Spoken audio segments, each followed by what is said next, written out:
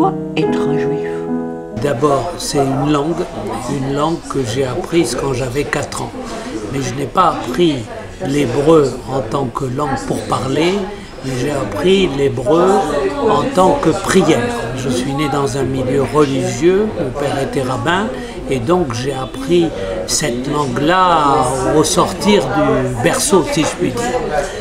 Il y avait également la pratique de la synagogue, à laquelle j'étais un peu résistant, mais mon père m'y forçait un petit peu. J'ai gardé de ça un souvenir un peu récalcitrant. Mon père souhaitait m'éduquer dans la religion juive et selon les préceptes, etc. de la halakha. Et moi, j'ai beaucoup résisté à cette chose-là en me situant, si je puis dire, d'un autre côté, c'est-à-dire refusant même l'éducation et me trouvant du côté des hamaret, c'est-à-dire des ignorants. Vous voyez cette chose-là. Voilà. Donc, d'où beaucoup d'années de psychanalyse pour recoudre le lien au père et aussi le lien au judaïsme, mais qui est un judaïsme à la fois de bonheur, de tradition, mais sans pratique religieuse. Et c'est un petit peu ce qui me rapproche du juif Freud.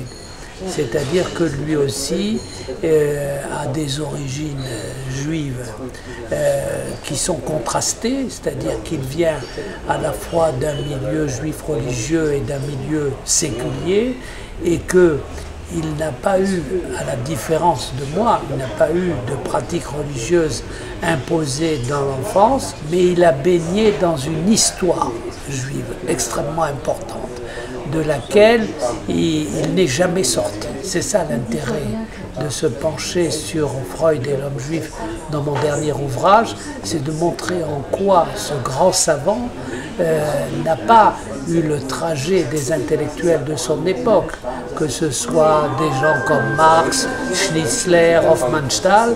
Il est resté dans ce corpus juif parce qu'il était passionnément intéressé par l'histoire du peuple juif à 2 niveaux. Il voulait comprendre pourquoi un peuple aussi petit en nombre a pu durer à travers des siècles, qu'est-ce qui a fait qu'il a duré, et en même temps, il était passionné par la diversité culturelle de ce qui s'inscrit dans le judaïsme. Donc ces 2 aspects-là, à un autre niveau, naturellement, je ne suis pas mégalo, je ne veux pas être une doublure à aucun niveau de Freud, mais cet homme fait partie d'abord de mes maîtres, parce que c'est une œuvre extrêmement importante, à la fois par la lecture et l'érudition, mais également par la psychanalyse, où moi-même j'ai suivi une très longue psychanalyse qui d'ailleurs s'est terminée il y a peu de temps. Ah bon? Oui. Et comme vous le savez, c'est une épreuve où chacun s'éprouve personnellement. Merci beaucoup.